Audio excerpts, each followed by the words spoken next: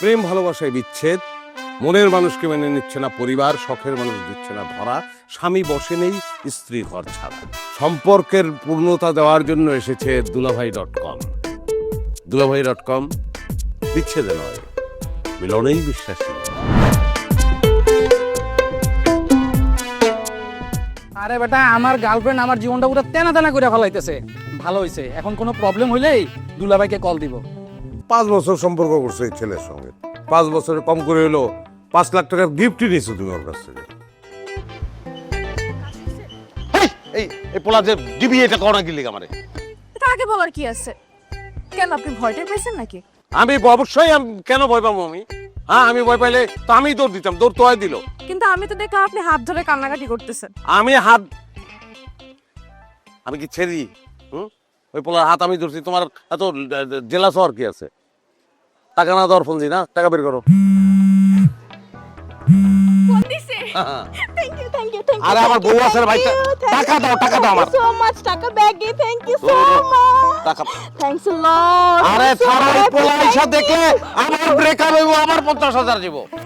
হ্যাঁ সরি দাবদুব যারা তার জড়ায় ধরবা না, এই কারণেই তো ব্রেকআপ হয়। যাও, ঠিক আছে তো? চলে জানা नहीं नैनो मिला के है।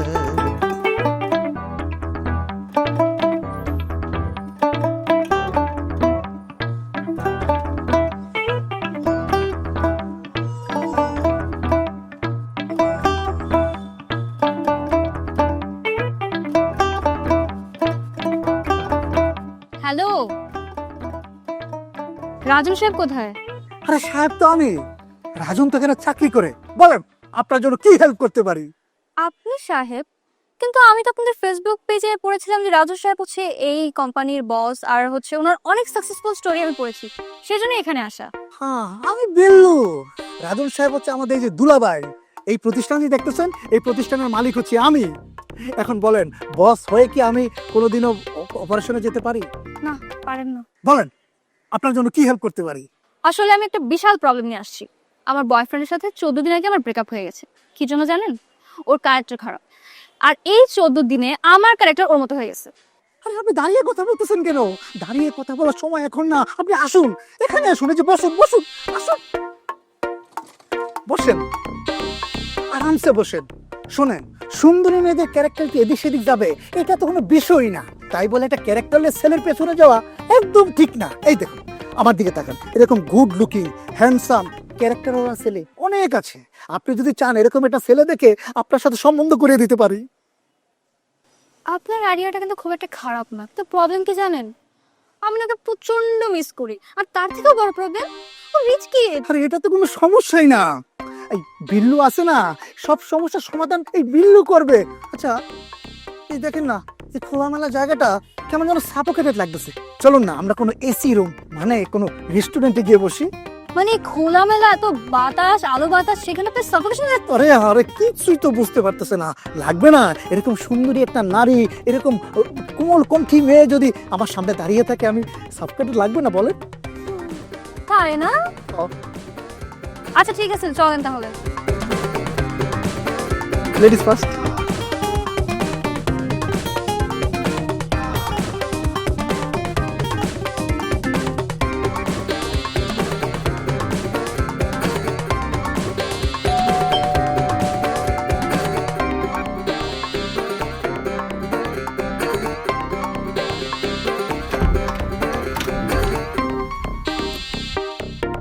আপনাকে তো ঠিক চিনলাম না।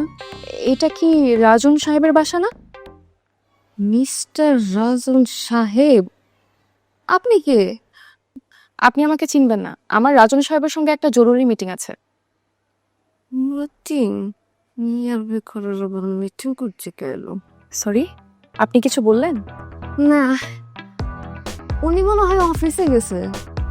কিন্তু আমি তো একটু আগে অফিস থেকেই আসলাম, অফিস তো তালা মারা। আপনি কিছু বলছেন না কেন? হ্যাঁ, গুলশান বাড়ি ধারা বনানি, অনেকগুলো অফিস তো, কোথায় যে আছে বলতে পারলাম না। ও আচ্ছা, আপনার পরিচয়? আমি আমি এবারের কাজের মেয়ে। কাজের মেয়ে? রাজন সাহেব আপনাকে কাজের মেয়ে রেখে একদমই ঠিক করেনি। সুন্দরী কাজের মেয়ে মানে বিপজ্জনক। ঠিক বলছেন, রাজদরবারের অনেক দাসী বান্দিরাই পরবর্তীতে রানী হয়ে গেছে। তা আপনি এই বাসার ঠিকানা কই পাইছেন? আমার আসলে অফিসে দেখা করার কথা ছিল, কিন্তু অফিসে গিয়ে দেখছি অফিস বন্ধ আর ফোনেও পাচ্ছি না। তখন আশেপাশে লোকজনের কাছ থেকে আপনাদের ঠিকানাটা নিয়ে এসেছি। যাই হোক, কাজের মেয়ের সঙ্গে এত কথা বলা ঠিক না। সুমি, কে আসছে রে? আব্বা, ভিক্ষুক। এই ভিক্ষুকের জ্বালায় তো আর টেকা যাবে না।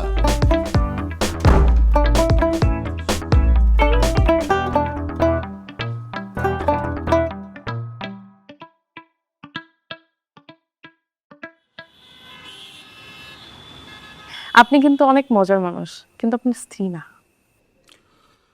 হ্যাঁ, স্ত্রীরা একটু এরকমই হয়, পরনারীকে সবসময় সতীন মনে করে। কথাটা ভালোই বলেছেন। আমার স্বামীটা এদিক থেকে আবার একটু উল্টো, দেশ বিদেশ মেয়ে মানুষ নিয়ে ঘোরাফেরা করে, আমাকেও কখনো কোনো কিছুতে বাধা দেয় না। কিন্তু আমি তো এমন জীবন চাইনি, একটা গোছানো পরিবার চেয়েছিলাম। হ্যাঁ, কিন্তু সবাই তো আমার মতো হবে না, তো মানায় নিতে হবে। ডিভোর্সটা আসলে আমি দিচ্ছি না, সে দিচ্ছে। সে বলল সে আরেকটা বিয়ে করতে চায়। এটা নিয়ে বাধা দেওয়ায় তার সঙ্গে অনেক বড় ঝগড়া হয় আমার, আর এক পর্যায়ে আমার মাথা গরম হয়ে যায়, আমি তার মাথা ফাটিয়ে দিই। এখন তো সে একদম ডিটারমাইন আমাকে ডিভোর্স দিয়েই ছাড়বে। সে তো, তাকে কেউ কিছু বোঝায়নি। হ্যাঁ, অনেকেই বুঝিয়েছে, কিন্তু কোনো লাভ নেই। সে বলেছে হাসপাতাল থেকে ফিরে আগে আমাকে ডিভোর্স দিবে। এই জন্য শেষ চেষ্টা হিসেবে আমি আপনার কাছে এসেছি। যদিও আমি শিওর যে কোনো লাভ নেই আসলে, বাট ইউনো, মাদকাসক্ত আর নারী আসক্ত পুরুষদের উপর না আমার কোনো বিশ্বাস নেই। আরে মন্টু ভাই, আসেন আসেন। এই তো ভালো। উনি মন্টু ভাই, এই এলাকা ওনাদের। মানে সে পুরো এলাকার মালিক? না, এলাকাটা তো কন্ট্রোলে, যদিও এলাকায় তাদের কোনো সম্পত্তি নাই। এনিওয়ে, মন্টু ভাই উনি আমার ফ্রেন্ড। হ্যালো।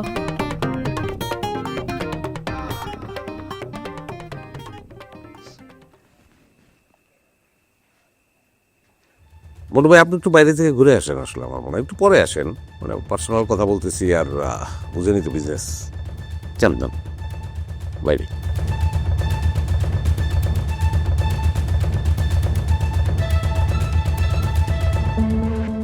ফালতু লোক, কাজকর্ম নাই, কিচ্ছু করে না, ধান্দাবাজি করে, চাঁদা টাদা তোলে, এইভাবে চলে। থাক না, বাদ দেন। আচ্ছা, তো আপনি ডিভোর্সটা চাচ্ছেন?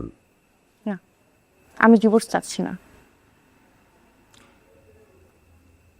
না, মানে যেই সম্পর্কটা অস্বস্তিকর, মানে একসঙ্গে থাকার ক্ষেত্রে যে সম্পর্কটা অস্বস্তিকর, তার চেয়ে একা থাকাটা কিছুও না। আসলে কি জানেন, একটা জীবনসঙ্গী পেয়ে যাওয়ার পর না একা থাকাটা খুব কষ্টকর। অন্তত এই কদিনে আমি বুঝতে পেরেছি যে ঝগড়া করার জন্য হলেও কাউকে লাগে। তো সংখ্যা করার জন্য তো আমরাই আছি। এই নক করলি না কেন? তুই নক না করে এই জায়গায় ঢুকে গেছিস কেন? হ্যাঁ, গেস্ট এই জায়গায় কথা বলতেছি না, না তুই নক না করে ঢুকলি কেন? তোদের মতো বেকার ছেলেমেয়েদের চাকরি দেওয়াটাই ভুল হয়েছে। হ্যাঁ, অফিসে তো থাকোস না, বাইরে বাইরে করোস, ক্লায়েন্ট এসে তারপর চলে যায়। সাইডস ওকে, বাদ দেন না। না না, বাদ দেওয়া যাবে না তো, বাদর তো এসব বাদর মাথায় নিয়ে আমি বাদর নাচ দেখতে চাই না।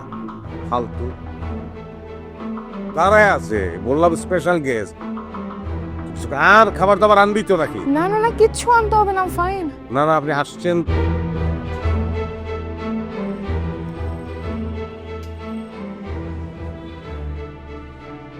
ভাই সালাম আলাইকুম। ভাই এই যে কেমন? এই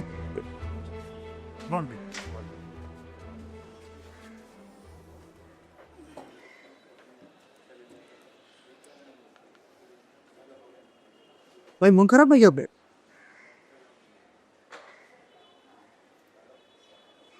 চা খান। একটা চা।